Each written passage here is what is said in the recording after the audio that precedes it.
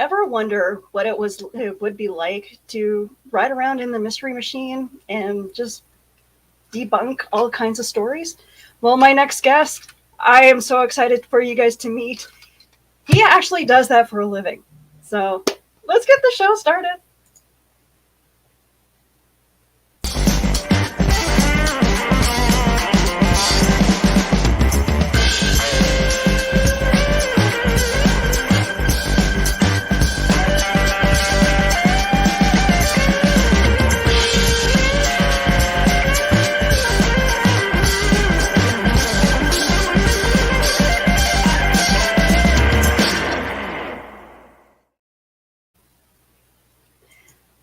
Hey, Kale! Long time no see.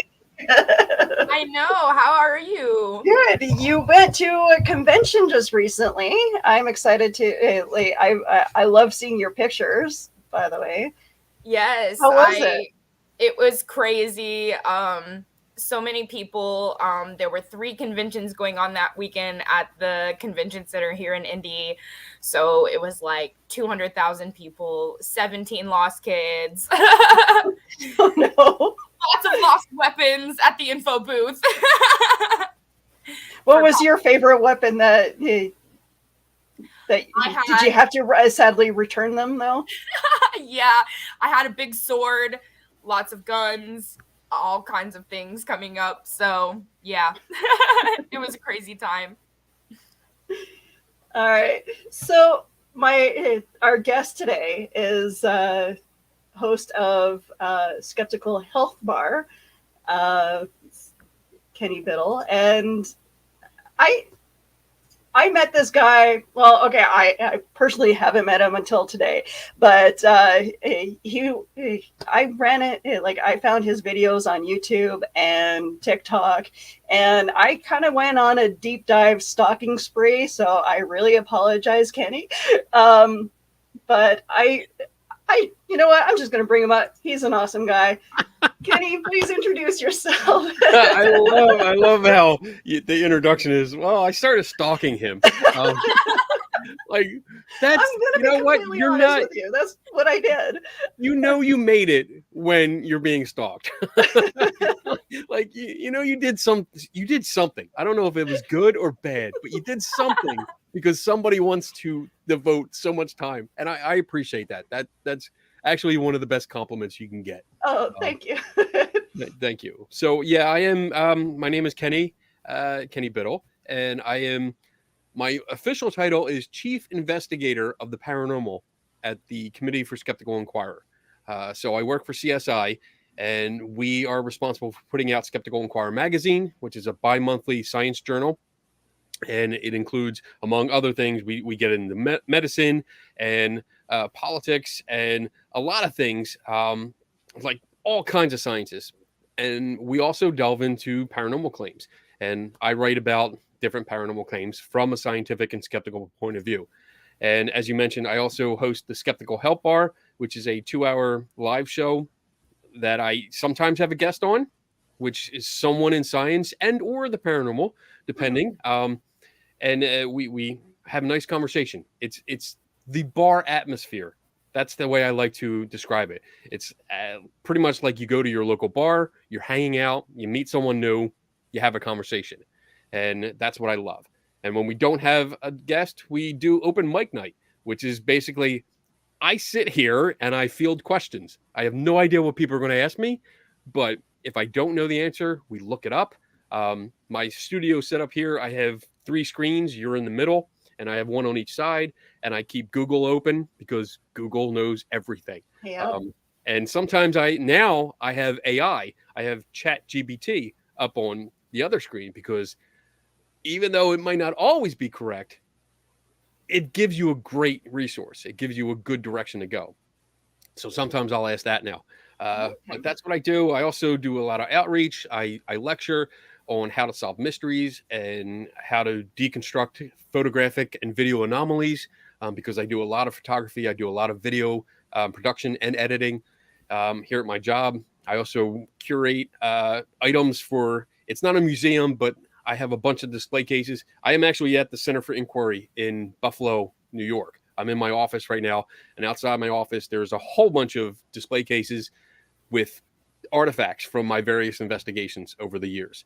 So when people come here for different events, I show up and they have questions like, what is that gooey stuff that's in the one display case, which is I have ectoplasm, like old school spiritualist ectoplasm that I made.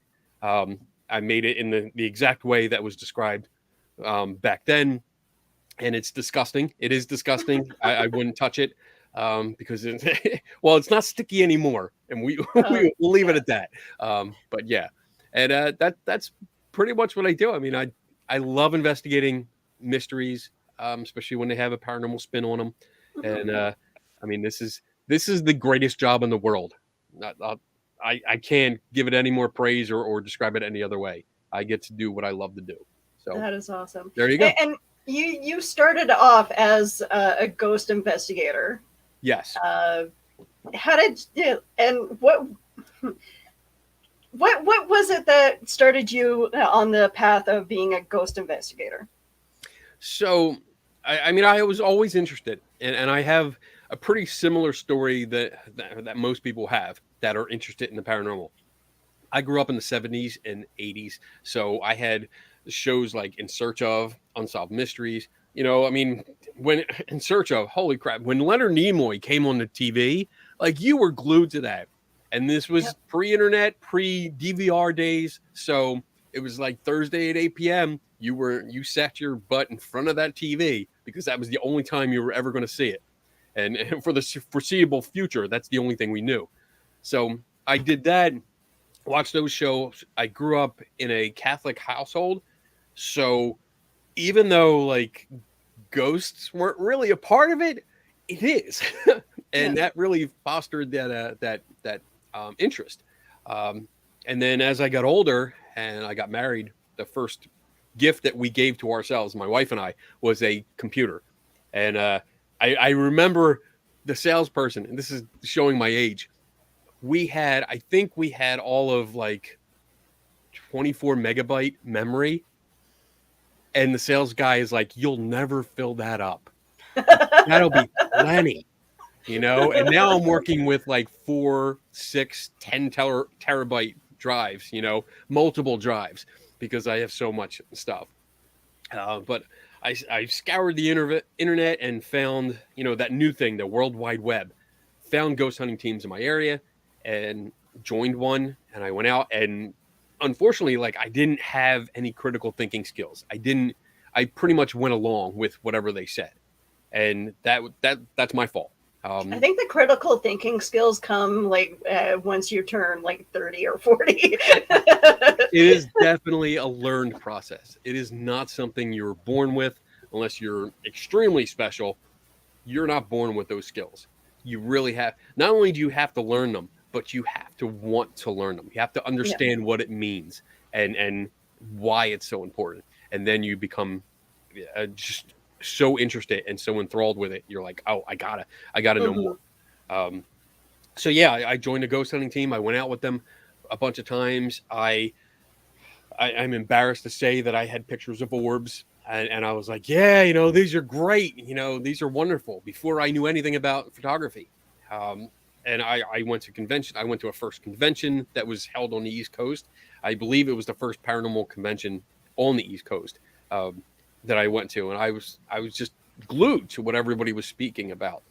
And then I had an experience where I was in Gettysburg, and do you want to go into this now? Sure. Okay. All right. Great. I don't know if I was. Yeah, no. By all means. Because I talk a lot, so feel free to shut me up. It's okay. Okay. So in Gettysburg, we're at this conference and we're having fun. You know, we're enjoying it.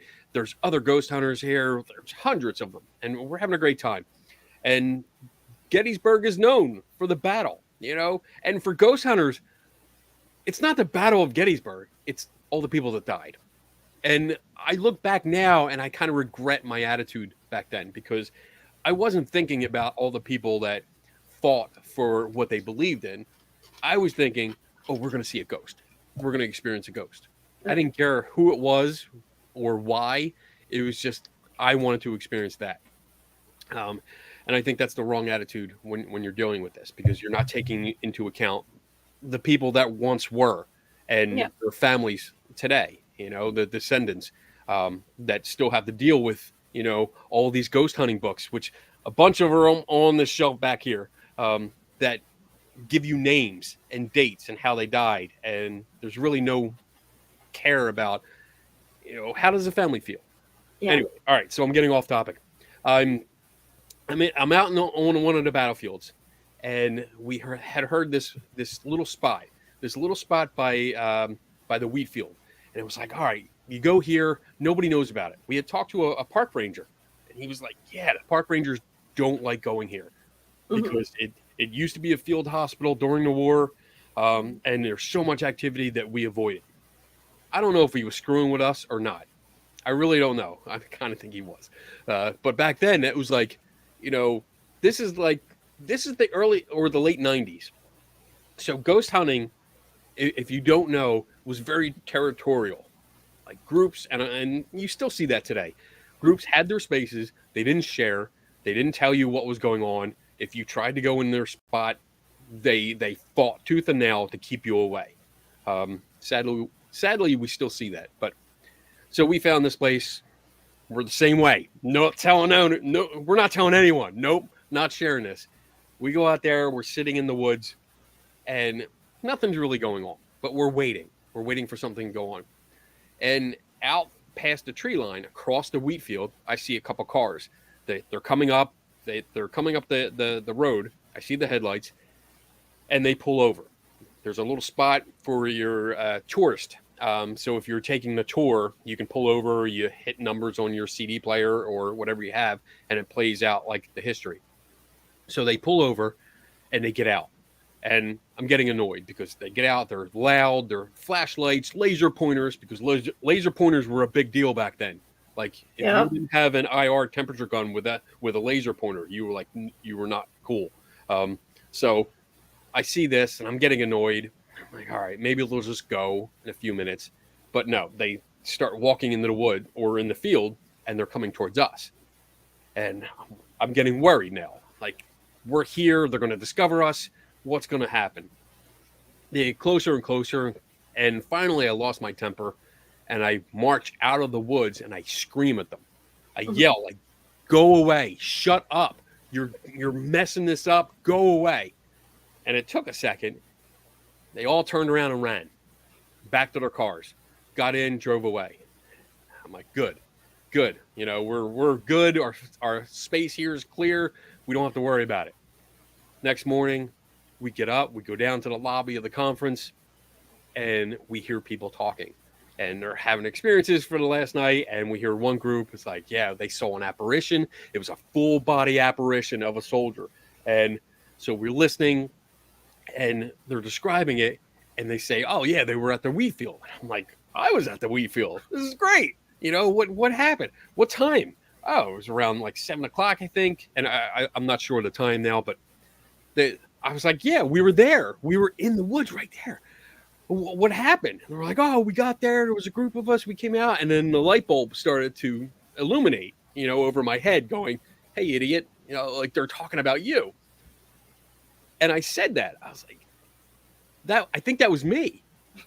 And they're like, no. It wasn't you. We saw an apparition.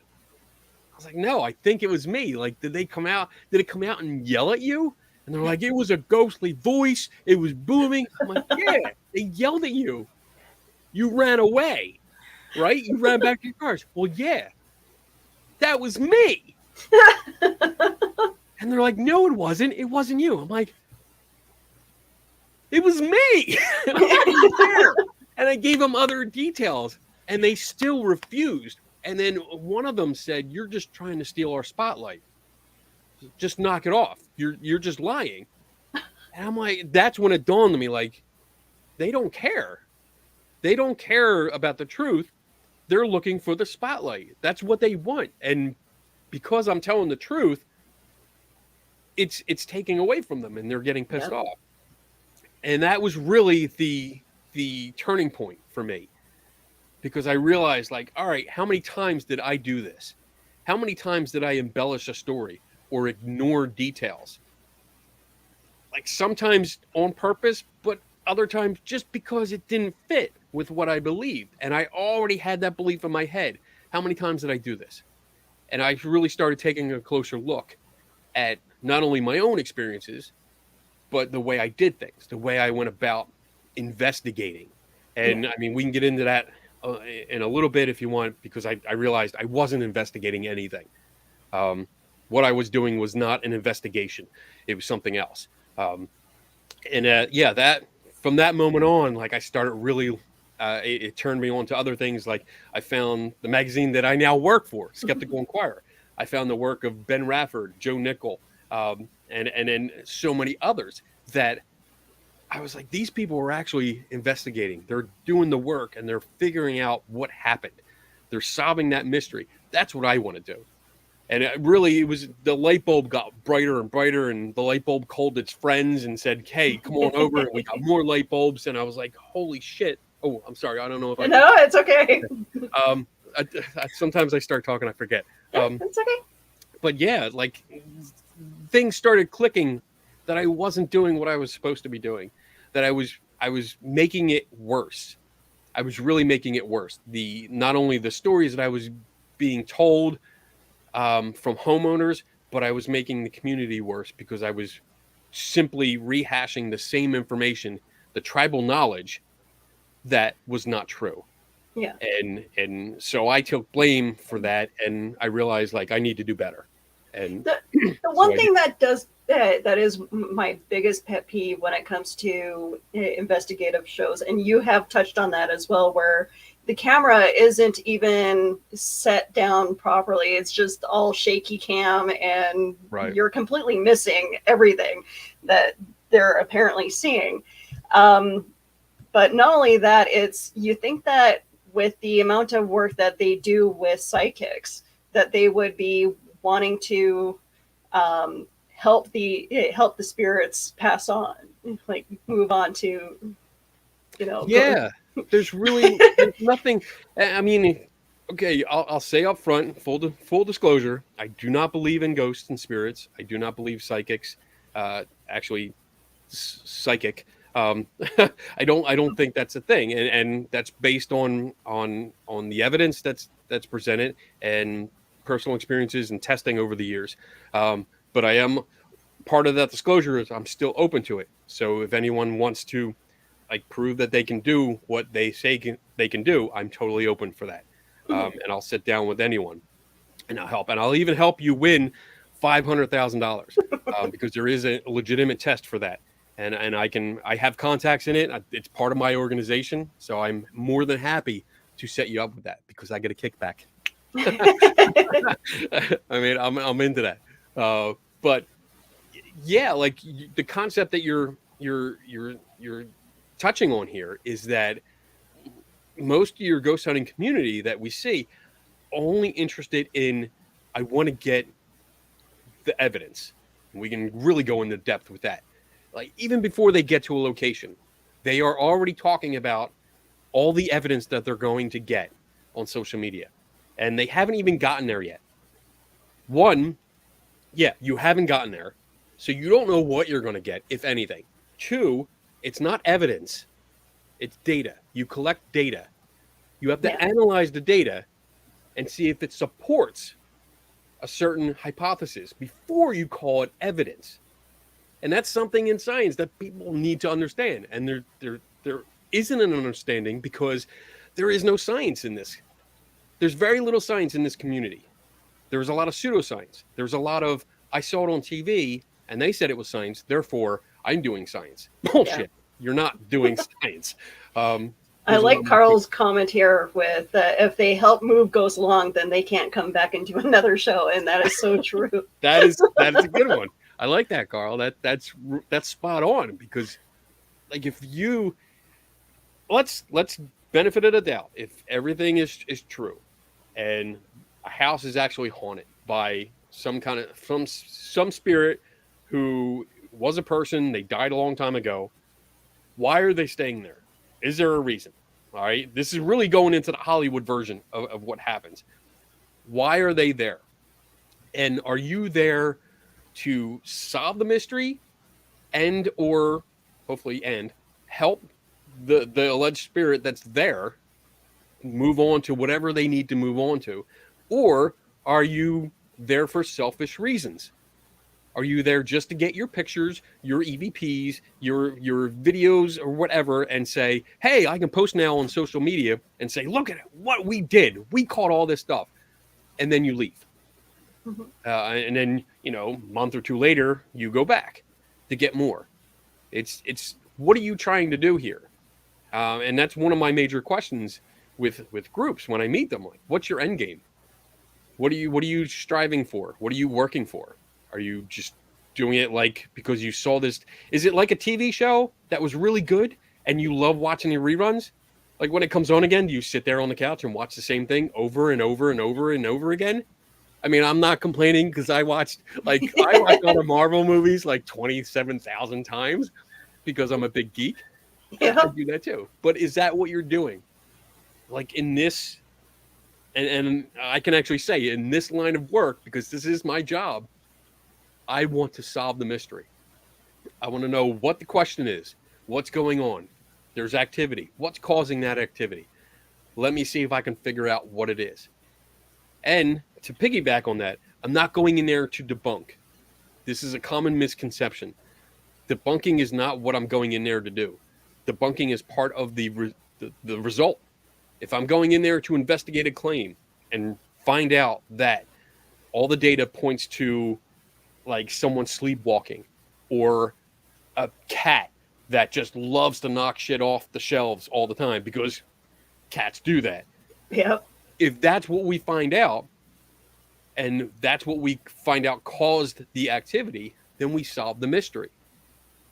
That's what I want to do.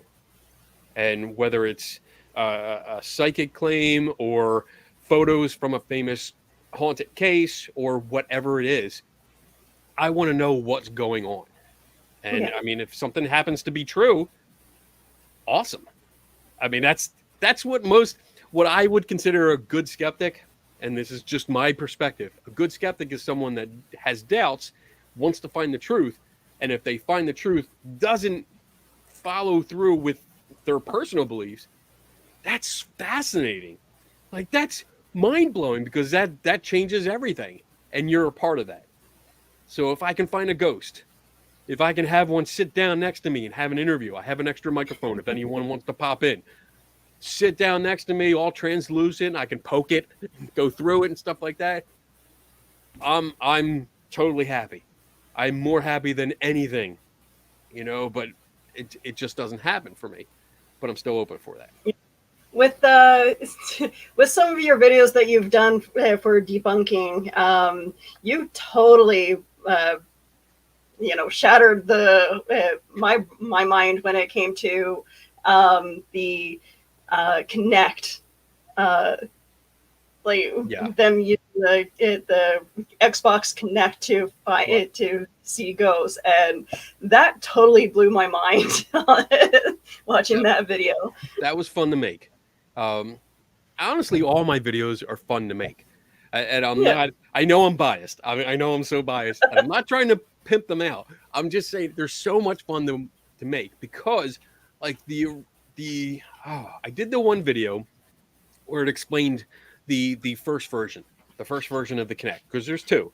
yeah, First version I did because that was the one everyone was using. It was the one you could get cheap, and I wanted people to understand that you don't have to pay 150 or 250, whatever the price is, for that system. Because one, the software is free; you can download it. The only thing that you get extra is that the Ghost I don't even know what you would call them. I wouldn't call them a manufacturer because they're not manufacturing it. The ghost suppliers are just putting a frame around it. Like you have a background here. That's all they're doing is putting like a frame around the software that already is available for free. yeah, So there's a problem with that because I think some people are selling stuff they're not supposed to. But in addition, you could go to a flea market or a yard sale and pick one of these up for $5, and I did. I have 3 or 4 of them, older ones that I just picked up at yard sales. I was like, all right, no one's using it. How much? $5? All right. But also, I also like, well, $5, how about two?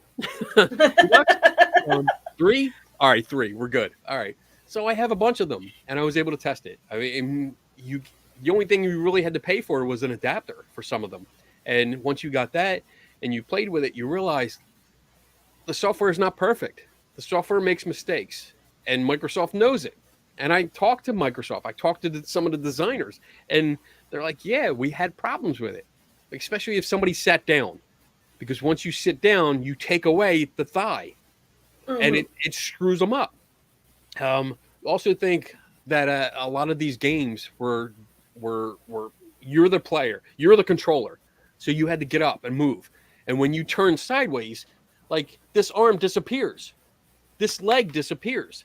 So the software had to make guesses in order to know, all right, where would that arm be? Let me guess. So taking this into account, seeing so many times where I've had it like in my office, in my basement, and it zeroing in or locking onto a trash bag, a backpack, a chair, all of these things, and just having these weird, and they're not like cool looking stick figures. These are like space alien, like mutant stuff going on, because sometimes they would, yeah, like one they'd arm appear like and this, they will look like they're dancing. one arm's all the way out here, reaching out. You have to take that into account and realize, all right, this is glitching. Something's going on. It's mistaking a like piece of furniture for a person, and it's assigning a stick figure. And because it's not sure, it's making guesses, and it's making guesses multiple times a second. That's why you're getting like the whole jittery thing. Yeah. And even though you demonstrate that over and over again, you're still going to have people that see it and be like, no, not mine. My stick figures are real. And then you really have to get into the science behind it and the evidence. Like, all right, what did your stick figure do? And that's one of the challenges that I had issued in the original video, is that these stick figures are anchored to one spot. They don't go anywhere. They stay one spot. Yeah. Unless you move the camera. If you move the camera or somebody in the scene moves in front of it, because now you're blocking whatever it locked onto, then it locks onto you. But if you move the camera, it can also disappear. So I've had stick figures on ceiling fans. I've had it on the like archway between like a living room, dining room, entertainment center. I've actually set it up where it was only about 6 inches from a stucco wall in a basement, and it picked up a stick figure. Oh. Where it could only see like that much, and there was a stick figure in it. So you're like, oh, so you're like a 2-inch ghost. No, that's not what we were seeing. So because of that challenge, it was a couple years later that somebody brought to my attention a TikTok/YouTube channel where the stick figures were actually walking around. And it looked like a human. They were walking around doing things, and I watched the videos and I was like, how the hell are they doing that? I don't know. Okay. Then I found out they were using second version. Okay, now I got to get a second version. So I reached out, 2 people right away. It's like, I have one. I don't use it. You can have it. So I got them. I was able to play with it. Realized that you could change the infrared intensity setting so that when you're looking at the screen, instead of seeing a black and white image of the area, it's all white. Everything's all white. And then your stick figures, it still sees you when you come in the frame. It puts a stick figure on you, and you can move around. With simple editing software, you green screen out or you key out the white, and you're left with a stick figure. So I was able to make not only a video where several stick figures are around me, walking around, some are dancing, but I also had them knock stuff off shelves. And it was fun because when I started that video, I didn't know how to do it. I had no idea. I just started like, all right, let me start explaining what I know about this new version, and then we'll work it through. And that's what I did for a week. By the end of the video, I figured it out. And that was so much fun because I was like, oh, we got it. We figured it out. Oh, this is fun. Let's do it again. and it was just fascinating, that whole journey. And I think that part we're missing from the whole ghost hunting community. And Is that's what I enjoy about your videos is not only are you learning how to do like the editing, and how other ghost hunters do their trick of the trades, you're taking us for a ride as well, and we're learning with you how this is done. yeah. And I admire what you are doing with that. And another one of your videos that I absolutely love is one of your most recent ones where you take the voice recorder and you explain how that thing worked. Yes. That was fun. Old technology that is being used today. Yeah, I mean, it's something. There's a lot of old technology, and even when you look at the gadgets today, so many are the same. Like when you look at the REM pod, and then you look at like some of the trigger objects, the teddy bears and the pets and stuff like that, they're all the same. They all have the same main component inside. There's nothing different except for the outer shell. There's a dozen or so gadgets that I have out in a display case out in the lobby here, and they're all the same once you bust it open and look inside. And I think that's the thing. Like, I take donations for equipment because I don't want to pay $100 to $300 because I know I'm going to take it apart and it might not go together the same way. And it usually never does, because I'm like, well, some of these things are sealed up and I have to break them. I have to crack it open, so it's nice when people are done with it and they don't want to use it anymore and they donate it, because now I can take it apart, and I don't have that fear. But with the DR60, which is that's the recorder that I did the video on, that was seen as like the Holy Grail. It was described multiple times as the Holy Grail because it was so great at getting ghost voices. And it doesn't. It actually doesn't get ghost voices. It gets scratchy noises. But in the context of what you're doing, yes, you can sit there and listen to it, and it kind of sounds like someone is in the background talking. And part of that is because we're biased and we're primed. We want to hear something. And the other part is that the audio quality is so shitty that, and I say it in the video, it's actually worse than the old phone line system. Yeah. So for those of us that used to talk for hours on a corded phone, we know how bad that was. And you don't realize how bad it was until you like listen to your cell phone now. And you're like, it's almost like they're right next to you talking to you. But back then, the quality was so bad. And when you compare the specs, and that was the key, finding the specs. Not only finding the specs, maybe that was just thought about or assumed, but I found the actual documents where the details were listed. And that's really important, because that gave me the actual numbers, and I was able to compare it and say, look, this is official. This is from Panasonic. They're telling you what the specs are, and what we thought was true is true. And that makes it really bad. Yeah. And when you have Panasonic actually stating, yeah, we regret making this thing, there's an issue. I mean, you know what? I think I said it in the video. I kind of compare it to the Sony Mavica, the camera, the digital camera that we got, because that was the first consumer level digital camera that was available. And I have one on my shelf over here. It took floppy disks, the 3.25-inch discs, which were terrible. The images were terrible, but we loved it because it was like we didn't have to take a roll of film from a camera like this, send it off in a box or an envelope to the drugstore and say, hey, I'm going to wait 3 days, or I'm going to pay extra and get it back tomorrow so I can see what I got. This was something that was instant. And even though it was incredibly crappy, we still loved it because it was instant. We saw the picture right away. We could download it on our computer and say, wow, look at this. Because some of us still have a floppy drive. I still have one because you don't know. You need this stuff. I literally have a floppy drive that I plug in because I still find people send me stuff on it.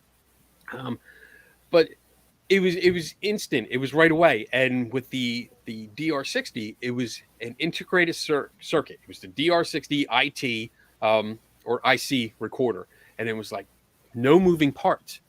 That's something people still don't realize. Like there were no moving parts in it except what you moved. So when you hit record, no moving parts, no internal noise. Mhm. Awesome. This is something we could use. We get an hour's worth. It was voice activated. We didn't waste time in between. It only started when it picked up a voice. It didn't. But it still gave us that space. It gave us that instant satisfaction, gratification. So we latched onto it. And actually it did Panasonic a favor because so many people bought it. And when the ghost hunting community got wind of it, like, oh, we can get excellent results, people ran out, bought them, and it funded the next version, which was better quality. I mean, it was almost double the quality of the original, the next version, which is what I have. I have the QR something, but it was so much better. And in that video, I actually compare it. I have two recordings from both of them, and it's easy to see the difference. So being able to explain that, I think is really important. I don't want to give just my opinion. I don't want people just to say, well, you're just a skeptic. You're going to say that. Well, yeah.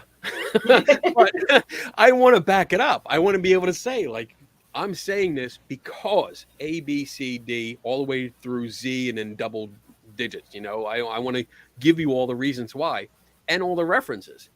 So that's what you'll see, and that's something like especially in that video. Like every time I reference something, it comes up on screen, so you can see it. You can go there yourself and find it.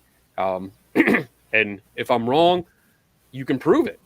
There's my work. I show my work. That's how I grew up. You didn't just give an answer. You showed your work, and if you didn't, you failed. So that's what I'm used to, and I think it makes a big difference between being just a skeptic or an armchair skeptic / cynic that just dismisses things, and a skeptical person that says, hey, you know what? I want to look into this. I'm going to investigate this honestly, and then give you a full report on what I found.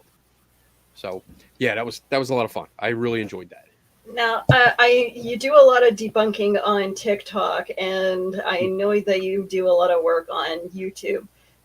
Do you recall what is your most hated video because of your debunking? Most hated video. Wow. Man, I don't. I've noticed that YouTube doesn't keep track of the like the thumbs down Right. on your videos anymore. So my most hated video when I did the debunking of the chip has gone away. So I think on TikTok, I know that the most uproar I got, because you don't really know if they hate it unless you read the comments, and I don't. I really don't read the comments because once I get done something, I'm done. I move on to something else. Excuse me, but I think the one that caused the most stir was one I did on dowsing rods, because I have a rig. I have a test rig that was done by a friend of mine, Mitch Silverstein, who it's basically two acrylic blocks, and the handles of the dowsing rods are locked in. There's locking screws that lock them into these two blocks, so you can't do this. And it's a testing tool. That's all it is, and that's how I present it. It's a testing tool. You put the rods back into the sleeves, so you're still holding the sleeves just like you normally would, but now they can't be manipulated either on purpose or by accident. So I use this a lot, and I did a video where I showed people, like, this is what I use. I've been using it for years. No one's been able to use them because they can't manipulate them. And again, it's not because I'm saying everyone deliberately does it. A lot of people that I've met, I think, are genuine. They don't realize that they're moving their hands. And there's another test you can do with a video camera. And you actually put the video camera on level with their arm. So when they're holding it like this, you put it right on level so they're straight, and then you record them doing it. They're not allowed to go up or down or move around. They stay here. They do it. And then when you take the video and you speed it up, you get to see this. You get to Oh, see yeah, the yeah. motion. And it's subtle, but when you speed it up, it becomes more pronounced. So I did that video, put it out there, and I got a lot of hate. A lot of hate came with that because they were like, "No, you're not doing it right. It has to be over water." And that was one of the big concerns. It wasn't that you could talk to ghosts or not. It was as long as you're under or over top of water that is moving, can't be standing. If which is, it conflicts with other stories I've heard, but as long as it's moving, they'll cross. So I did a follow-up video where my wife and I went out. We started the video. It was just, oh, we lost one. No, we lost Kayla. It's okay. She'll come back. So we started a video. We went out, and you see us like we're outside, and at the beginning of the video, I'm like, I've gotten a lot of people saying that I didn't test it right, that you need to be over running water. So I came out to the biggest running water that I know of, the Atlantic Ocean. And we were on the beach. And I literally had the rods in the rig, and I walked out into the water. They didn't move. I went over to a drainage pipe that had water coming in and out. And I was like, here we go. I climbed up on it, and I walked along it, and nothing happened. And I was like, look, again, I'm saying this is a good testing tool, but it's not working. So all your complaints, all your hate is unfounded.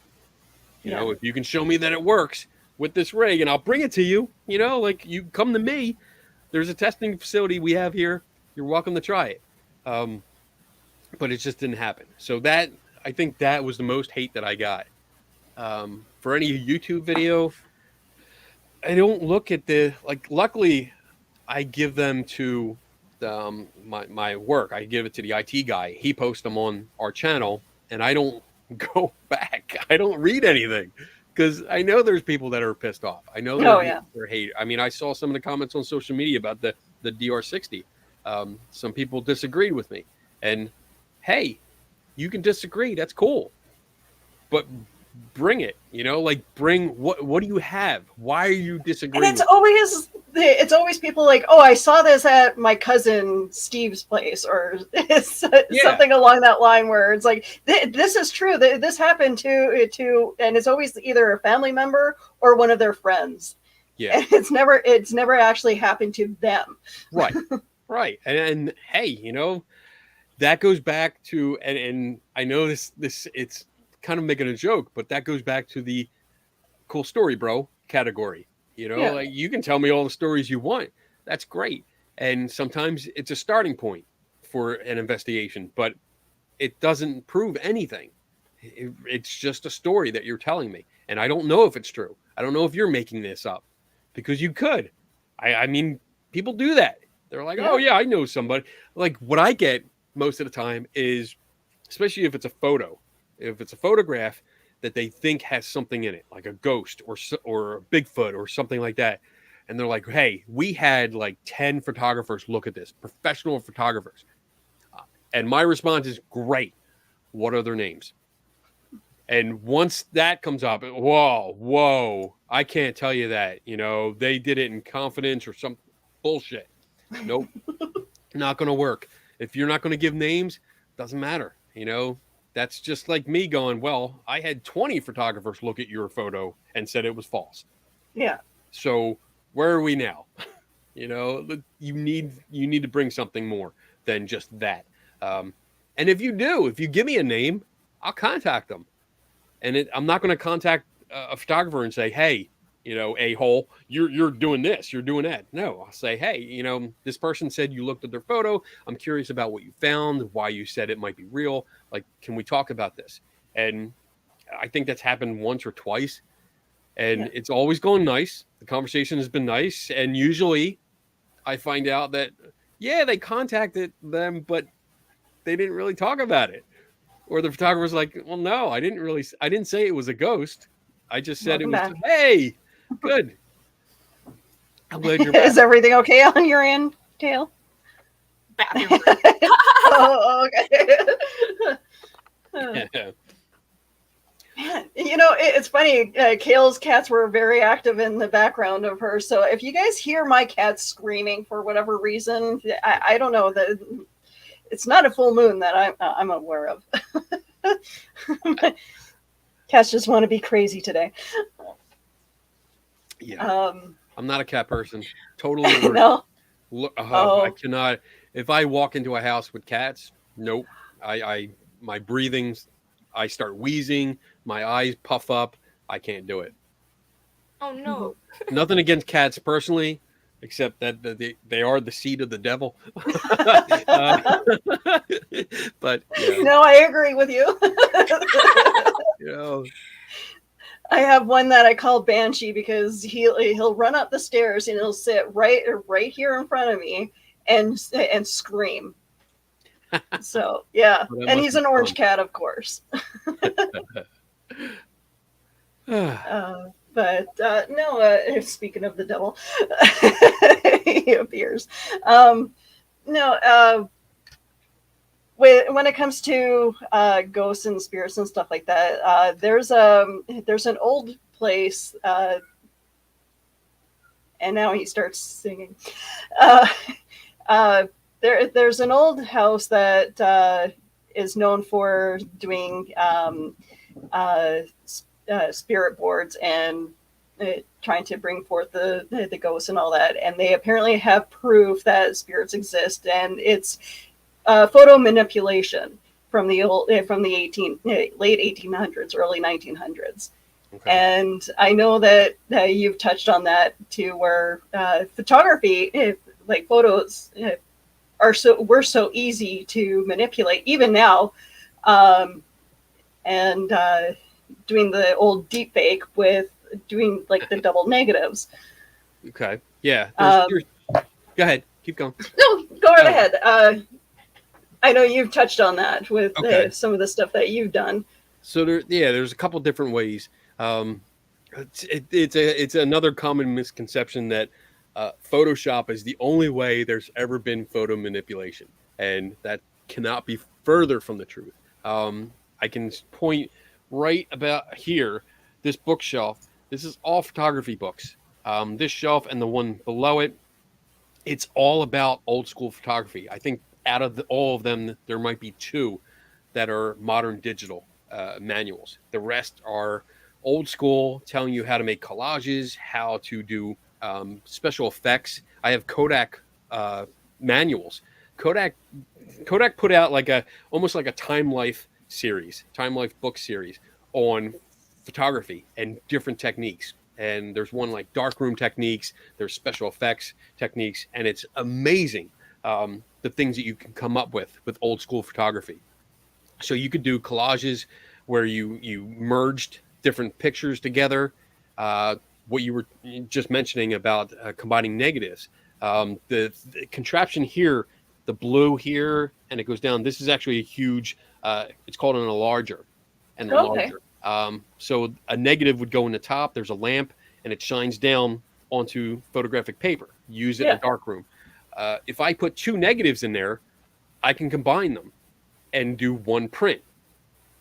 And with that, when you think it through, I can combine two negatives where maybe I have like a stairway scene, like a nice set of stairs, and then I have one negative that has nothing but a figure in the middle of it. Say that you photographed on a black background. So when you do that, because it's a negative, black doesn't show up. Black is clear on a negative. So if I combine them, I can make it look like there's a figure somewhere on the steps, on the stairway, like a certain famous photo that we all know about. So I can create that.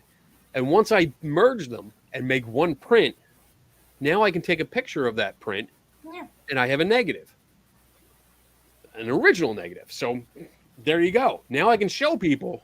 I can actually develop that film in front of someone and say, look, you saw it. I developed a negative. That figure is there, and it's transparent. Wow, I caught a ghost. Yeah. That's one way of doing it.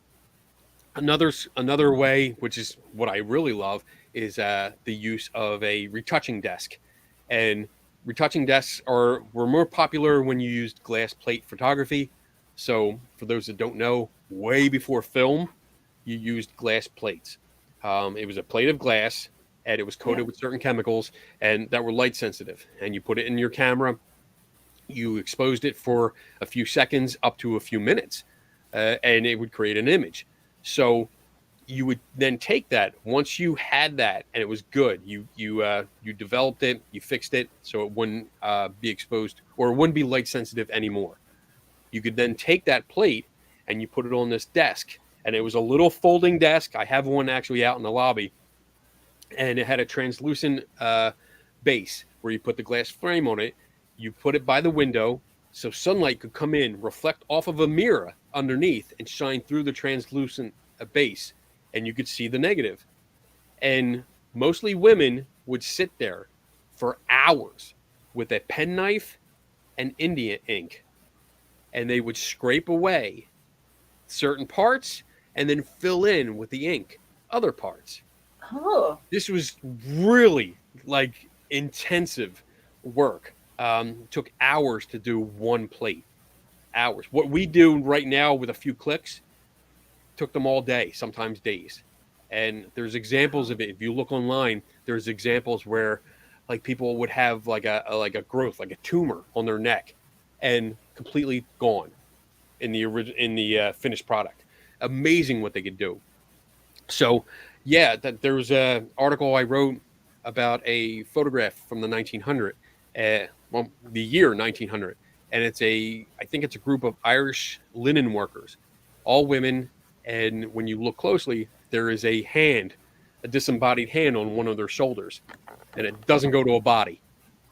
Huh. And it took me a long time. It took me a little bit to figure out what happened, and I actually found evidence of a person was removed from the end of the photograph, and the woman behind where that person was drawn in. Like the dress, the bottom part of the dress was actually drawn in, and that's who belonged to the hand. I don't know who the hand belonged to, really, but I realized like, all right, this is where it came from. So it's not a floating hand. That's It's not great. just a joke. I mean, that took a while, but Yeah. I'm sure that was like a few days worth of work, and that was in 1900 that they did that. Um, a lot of work being done, and that goes to show you like, don't just believe a photograph because it's old. It doesn't mean anything. You could still manipulate it. It Yep. still can be done. So And like I did basic photography in high school, and I remember one of the projects that we had to do was do like the make a picture using two negatives and kind of make a ghost image. Oddly enough, I actually had a weird double image on one negative that I don't know if I don't know what happened when I developed the film, but it just like the image itself had two images. I'm like, I wonder how that worked. So, well, that's cool. I mean, um, double exposure is something that still happened with mechanical cameras. It still happened, even if it had automatic advancing. Uh, it could still happen. yeah. Um, what else? There was Polaroid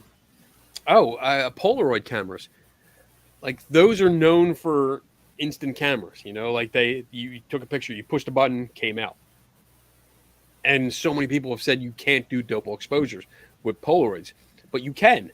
There's a way to do it.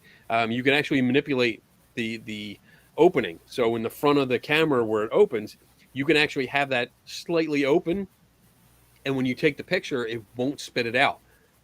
And Huh. then when you close it, you can actually take the picture again, and it'll expose the same film, and Huh. you'll have a double exposure. And my coworker Eric, who is behind this wall here, not right now, but he works behind there. He picked up, like we both collect vintage cameras, and he picked up a Polaroid, and he called me and he's like, "Hey, is this normal?" And he would take a picture, nothing would happen, and he would take another one, and it was double exposing. Like that's how it worked. It only spit out a frame every other photo, but it had both images on it. And I was like, dude, do not fix that. That is awesome. That is like one of a kind. I've never seen one do Yeah. that. Keep that. And I was like, if you ever want to get rid of it, I will buy it off you because I want that. Because I think that that's a major piece. That's information there. That'll help me later Yeah. on. But yeah, I love photography. I absolutely love photography. I have probably like 150 cameras, old cameras from 1890 all the way up to now on my shelves over here, and I use them all. I've shot them all just to see how they worked, and see if I can do something with them. Can I make, because like the TikTok videos we were talking about, I sometimes I sit here and I go through them like, oh, I don't know how they did this, and that's my day. That's the best part of my job. I sit here sometimes and like, I'm going to be on TikTok today. That's it. And I go through and I pick one that I want to try to recreate, and I do it. And sometimes it takes me a few minutes. Sometimes it takes me a couple days, but Yeah. I figure it out on the way. And it's nice to have some of the cameras that are used. Like with the Amityville, I have the cameras. With the I did one article on the Entity case, which is another famous case, but I had the cameras they used back then, so I was able to use the original cameras and take the same photos under the same conditions and get the same results, and that's really important to me. That's how you investigate. If you can use the original equipment, that's what you do. Yeah.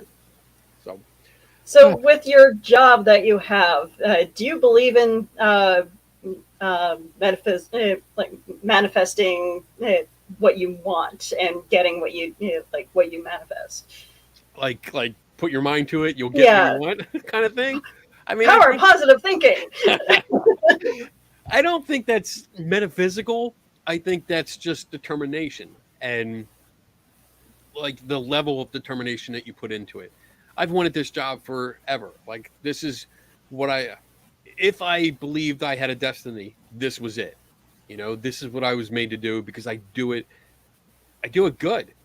This is really one of the few things that I'm good at.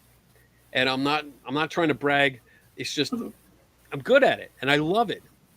And my passion for it never subsides. I don't feel that burnout. Like if I know I'm getting, because everybody experiences burnout, and once I get there, like I start getting there, and I feel like I've had enough of dealing with people yelling at me, I'll just go do something else.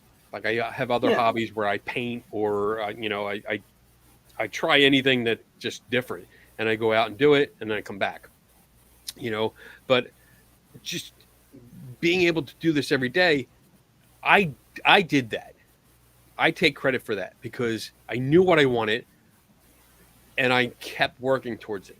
When I started doing work for like Skeptical Inquirer, I submitted some articles. And I mean, this is the kind of it's kind of magazine where you don't get paid for it. You submit articles because you like it, because you have something to say and you can back up what you say. So I did that. And it got positive feedback. It got negative feedback, but it also got positive feedback. And I also learned along the way how to write articles properly. Like I was just doing it like a blog post, writing whatever the hell I wanted, not referencing, not caring where I got the information, and just giving my opinion as if it was fact. And that was wrong, at least from my end. And I learned over the way because I have an editor. He tells me you can't write this, or you can't do it this way, or you need to back this up. How do you know this? Big question. How do you know that? And I have to show my work. References. I have to show that. So I learned on the way how to do this, and it became better and better. And I love it. I love doing this. I lost my train of thought. What was the question? I was just saying that asking if you believe in The positive thinking. manifesting what you want. So yeah, I mean, I kept going, and I would check in with the right people. Like, hey, am I doing a good job? Do you guys want me to keep doing this? Yes, we like it. And then there was a point where I came up here because I lived in Philadelphia, and I came up here to visit Joe Nickel. And Joe Nickel if you don't know Joe Nickel and his work, you need to.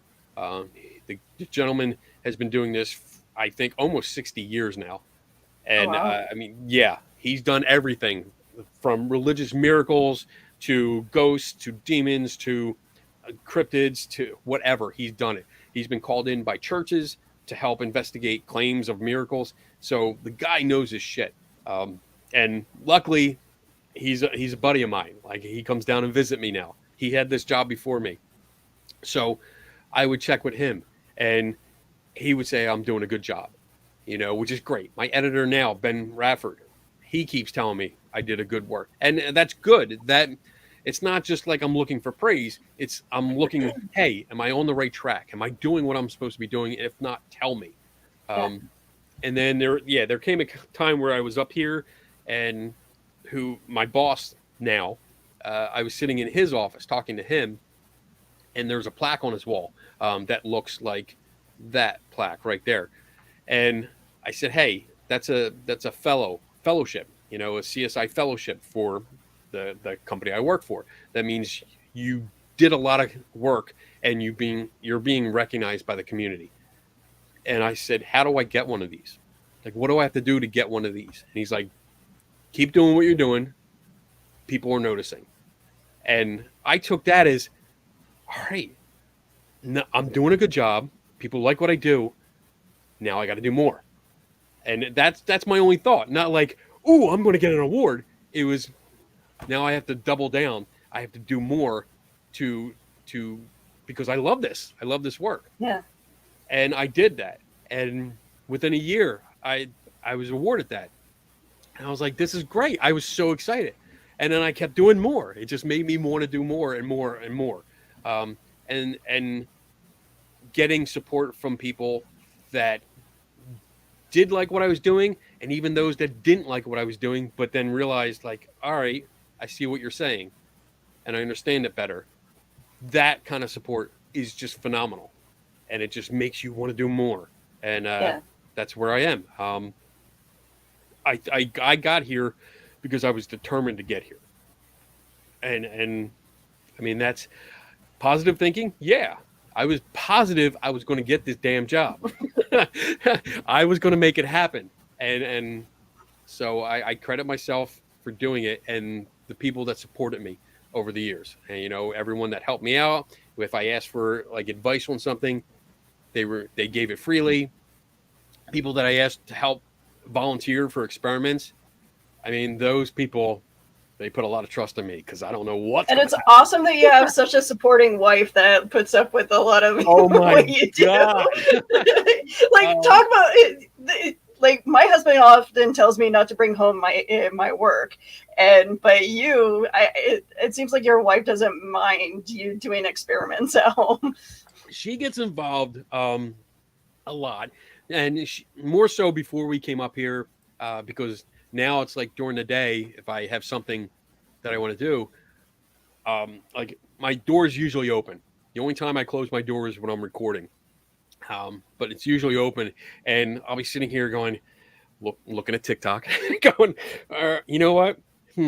Like, Eric, and he'll be like, what? I'm like, you busy? I need a volunteer. He's like, yeah, what do you got? And I mean, I've had people run around, like jump down stairways, climb onto a cart, push it down the aisle, all weird things. And they all love to do it. My wife did it a lot, and she still does it when she's here because she does volunteer here at the center. Or if I'm home and I have an idea, I'm like, hey, we should try this. And like I have a helmet and safety goggles over here for people, because sometimes, like, I did one experiment where I took a phone, like an old school phone, and I was yanking it across them. And I mean, the young lady that helped me, I was like, this is going to be on video, and I know that our legal team is going to have a problem with this, so put the helmet on just in case. And here's some safety goggles, put it on. And then once we're done and we publish the video, then I'll tell them. And that's what we did. And then I got a letter, I got an email from the lawyer like, you're supposed to tell me this before you do it. I'm like, that's why I didn't tell you.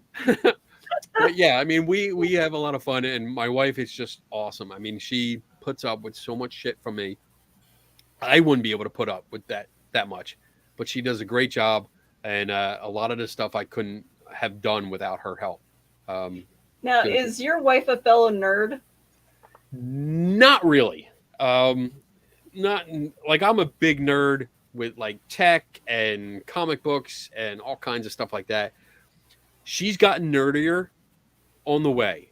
Like Okay. since knowing me, yeah, she's I think her inner nerd has come out much more. She's not afraid to like let it flow Hmm. all over the place.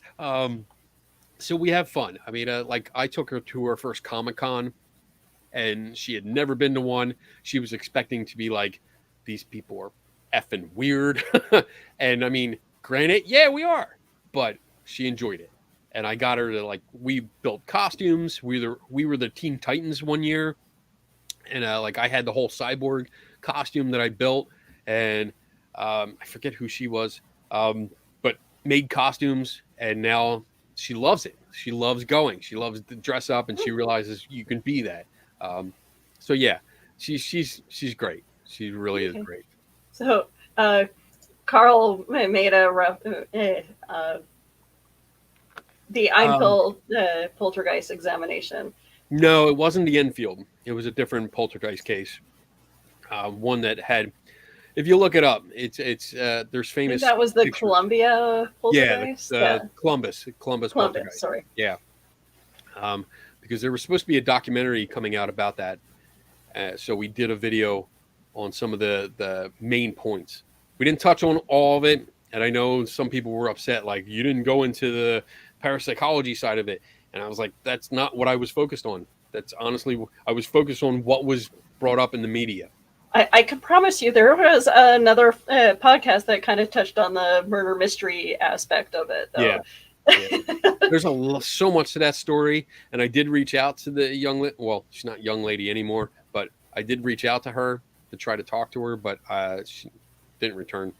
I mean, I don't know if she got it or not. I went through the whole process because she's still in jail, Yeah. and I went through the whole process of getting mail, like actual physical mail, to her, but I haven't heard anything back, so I don't know. I'm gonna try again because I mean, I'd love to talk to her, and that's one of the things. Like one of my points is always to go to the source. Like primary sources are your big thing, and I could not go. Unfortunately, that case I can't go to any of the primary sources because Yeah. the parents, her foster parents are dead, I believe. She's in prison, and the parapsychologist that went and interviewed her and tested her, he passed away.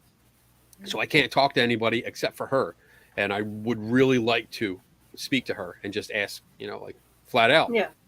was this real or did you make it up? And I'm not going to be mean about it. I just want to know. I'm not going to be like, I knew it or Yeah. you're lying. I want to know her side of it now. She's not a teenager anymore. I want to know what she thinks of it now. Yeah. So, yeah, Carl, positive thinking helps when it's followed up with positive work. Absolutely. And I mean that's completely off like paranormal topic, but it's a really good lesson or a good topic to talk about because you can think all day long, I want that job. I want that job. But if you don't do shit to get it, you're not going to get it. Yeah. That's it. I knew this was something that was more involved. I'm not going to write an article and like, oh, everybody love me now. This is continuation. You have to continually do what you're doing and do it good and not sit or rest on what you've done before. Like I do a job, I do a video or I do an article, and once it's done, once it's published, I move on to the next thing.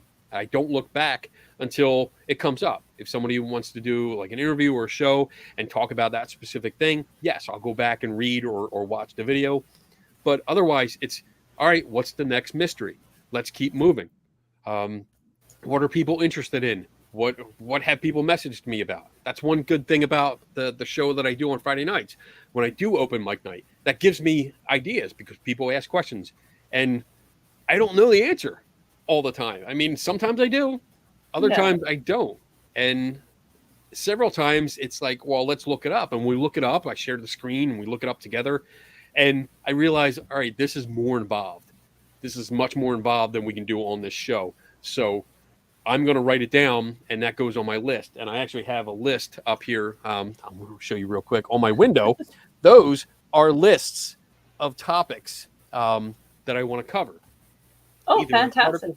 article, yeah, and they're yeah, it's fantastic, but they're long. There's so much, and I thought like once I got up here, I have plenty of time to do all this stuff, and I have less time because I'm doing these. I'm involved with so many other projects that have to do with work in general and stuff. Like I think I was telling you before the show, like we have a gentleman speaking tomorrow from Nigeria. He flew over from Nigeria. He is a human activist, human rights activist, and he protects and fights for people that have been accused of witchcraft over in South Africa and in Nigeria, where he's from. It's horrible. The stories that he tells me about this, it's not like being here and just saying somebody's like, oh, you practice witchcraft, you're evil. No, you get accused, people try to kill you, like really kill you and dismember you and do all kind, like I won't get into details, but it's so graphic and so horrible and horrendous. But he came in, I've been following his work for years, and today was the first time I met him in person, and I had dinner with him. It was so nice, and he's going to speak tomorrow. I'm going to interview him tomorrow during the day, and we're going to talk about more of this, and I'm going to edit everything together into one video and put it up on our channel so everyone can hear and learn about this, and hopefully reach out and help him because he's doing great work. Yeah. Great work. We're a little over time, but that's okay. That I knew that this was going to happen. Told you I talk a lot. Kenny, I appreciate you. You're welcome to come on the show anytime and Cal, talk about. You have not spoken the entire show. I'm just in awe listening to all of the interesting stories. Like, really? Okay, that's awesome. I'm glad. Did you enjoy it? Yes. Okay, good. Like, I need to look you up. I need to look into all of these investigations, all these debunkings. Like, I'm here for it. Awesome. Good. So I will try.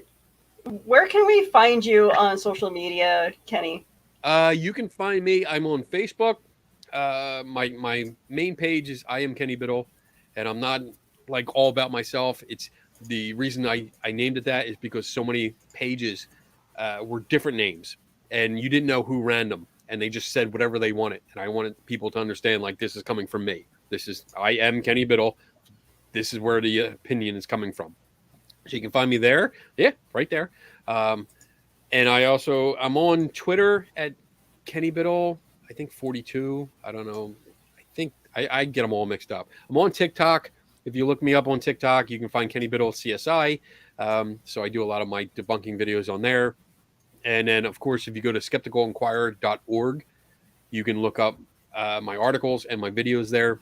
I'm on the Center for Inquiry YouTube channel. So there's a lot up there so far. There's a total. I'm trying to hit that 100 mark. I'm at like 80 articles and videos up on there so far. And I have a lot more in the works. There's always like 4 or 5 that I'm juggling at the same time. And then somebody will walk in and, hey, have you heard about this? No, but now I'm going to look into it all day. But yeah, there you go. That's awesome. And that's pretty much it. I mean, you can reach out to me. I have an email, kbiddle@centerforinquiry.org. If you want to reach out to me, if you have a photo or video or something that you want to get a second opinion on or a skeptical opinion, you're welcome to send it to me there, and I'll take a look. And that's it. And I appreciate these comments, by the way. I'm so sorry. I am not purposely trying to ignore you. You guys are all... I have cool. some of my usual commenters and some new ones. So thank you very much for being part of the show as well as Kenny. You guys are always awesome in the chat and keeping me focused on the task at hand. I know this show can get pretty, off the rails. That's good though. I like it. It's very nice and flowing and conversational. I like that. Thank you. That's the thing. Like I don't like to. I'm very bad at putting down questions ahead of time. So I just like to let the conversation flow. And if I have questions, I'll ask them. But honestly, I don't. For most of my show, and I do it every week, I don't write questions. I never do. I usually have like an outline of like, oh, they've done this, they've done that. My first question to everyone, and I don't know if I know we're over, but my first question is always like, what's your origin story? How'd you get here? And I let them tell. And then from there, it's like, oh, I write down, I have my notepad always next to me, and I write down things like, all right. And then like today, DR60. Most hated video, TikTok, positive thoughts. Like I just write down notes. So like, all right, we can flow from that. And I'm going to ask questions. And I love it. I love that kind of conversation. It feels very natural. Oh, thank you. That's what I strive for when it comes to these shows. Awesome. Creepy Kale, where can we find you on social media? Instagram, Creepy Kale. Awesome. And you guys can find me all over social media. I'm on TikTok, Facebook, YouTube, and Instagram. And I apologize, my cat's making noises and throwing stuff off the counters. Devil seed. Thank you guys for tuning in to Cryptid Crunch. You guys tune in a couple of weeks. We're going to have another great show and hopefully another great guest. So take care, guys. Thank you for tuning in. You guys are awesome. And have a good night.